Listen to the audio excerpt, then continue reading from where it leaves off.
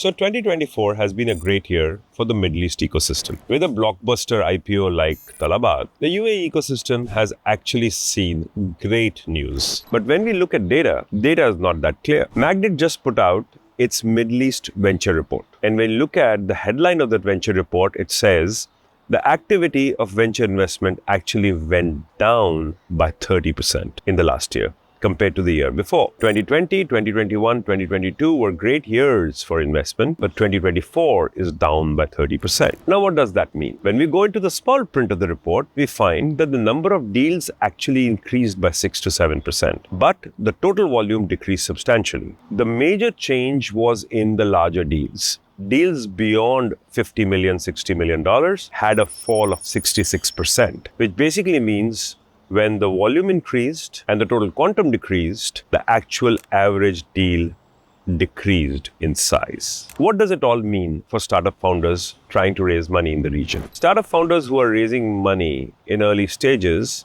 have to be well prepared for the fact that they will be in far more scrutiny in terms of valuation, in terms of what they're trying to build, in terms of what their teams are, in terms of how viable their business models are. People will be very, very conscious about frugality. People will be very, very formal about looking at you with a very, very fine tooth comb. When they do that, less number of startups, in my opinion, will get funded. So startup founders need to be prepared for a longer raise cycle and also being exceptionally efficient in terms of domain knowledge and the difference that they build compared to their competitors in the same region. With that in mind, I think the fundraising cycle will be longer and a bit more difficult than it has already been in the region. So if you're a founder who's going to be looking to raise money in the near future, I think it's time to polish your deck, polish your plan, and become more frugal.